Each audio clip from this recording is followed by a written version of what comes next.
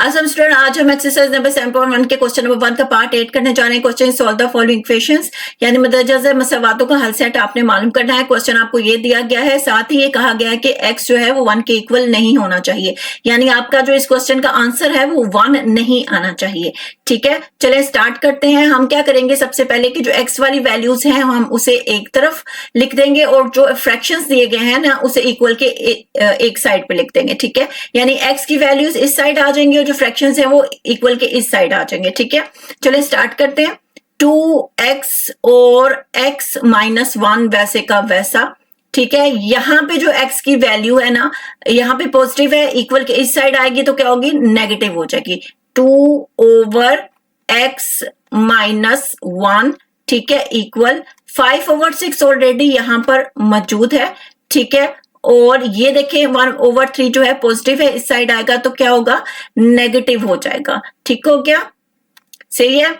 और फिर आपने क्या करना है, इसका हमने एलसीएम ले लेना और इसका भी एलसीएम ले लेना है, क्योंकि ये दोनों सेम है तो यही एलसीएम आ जाएगा, x माइनस 1 ही आ जाएगा। जब एलसीएम सेम होता है ऊपर की वैल्यूज वैसे ही नीचे उतर आती हैं। ठीक है, 2x माइनस 2 हो गया। ठीक है, यहां पे देखें तो 6 और 3 का एलसीएम क्या होगा, पता है चल रहा है कि 6 ही होगा, लेकिन मैं फिर भी इसकी प्राइम फैक्टराइजेशन के जरिए आपको बता देती हूँ। 3 2 6 एंड 3 1 3। ठीक है, 2 1 2 एंड 1, इन दोनों को मल्टीप्लाई करें तो आपके पास एलसीएम आ जाता है 3 2 6। ठीक हो गया, 6 एलसीएम आ गया। ठीक है, जो एलसीएम सेम होता है ऊपर की वैल्यू वैसे ही उतर आती है। ठीक है, माइनस आ गया ये वाला, 3 2 6 एंड 2 1 2 आ गया। ठीक है, अब यहां पे देखें 2x माइनस 2, ठीक हो गया, नीचे क्या है, x माइनस 1 आ गया। ठीक है, इक्वल के इस साइड देखें 5 माइनस 2 3। ठीक है, और यहां पे आ जाएगा 6। ठीक हो गया, ये 3 को थोड़ा सा ठीक कर देते हैं यहां पे। ठीक है, 3/6 आ गया हमारे पास। ठीक हो गया, अब देखें इस क्वेश्चन को करने के दो तरीके हैं। अगर मैं यहां पर इसको कॉमन ले लू ना तो ये क्वेश्चन यही खत्म हो जाएगा। देखिए अगर 2x माइनस 2 है ना, 2 को मैं कॉमन ले लूं तो यहाँ पे x माइनस 1 आ जाएगा, x माइनस 1 से कैंसिल हो जाएगा, यहाँ पे सिर्फ 2 बचेगा, और 3 1 3 3 2 6 1/2 आ जाएगा। ठीक है, x ही खत्म हो जाएगा तो ये क्वेश्चन ही का जो है वो खत्म हो जाएगा, सोल्यूशन पॉसिबल ही नहीं होगा। लेकिन अगर मैं इसका क्वेश्चन में x की वैल्यू लाना चाहूं तो मैं क्या करूंगी कि मैं इसकी क्रॉस मल्टीप्लिकेशन कर दूंगी। ठीक है, यानी कि आप इस तरीके से भी कर सकते हैं कि x को यहीं पे खत्म कर दें और यहाँ पे आप लिख देंगे कि सोल्यूशन इज नॉट पॉसिबल, क्योंकि x ही खत्म हो जाएगा तो x की वैल्यू क्या निकलेगी यहाँ पे। ठीक है, तो अगर मैं x की वैल्यू लाना चाहूं तो उसके लिए मैं क्या करूंगी कि ये क्रॉस मल्टीप्लिकेशन इसकी कर दूंगी, यानी 3x माइनस 1 से मल्टीप्लाई कर दूंगी और 2x माइनस 2 को 6 से मल्टीप्लाई कर दूंगी। ठीक है, यानी 6 मल्टीप्लाई बाय 2x माइनस 2। ठीक है, और इक्वल के इस साइड आएगा हमारे पास 3x माइनस 1। ठीक है, मल्टीप्लाई करेंगे, 6 को 2x से मल्टीप्लाई किया तो 12x, 6 को माइनस 2 से मल्टीप्लाई किया तो माइनस 12, यानी 12x माइनस 12 आएगा यहाँ पे, और 3 को x से मल्टीप्लाई किया तो 3x, 3 को माइनस 1 से मल्टीप्लाई किया तो माइनस 3। ठीक है,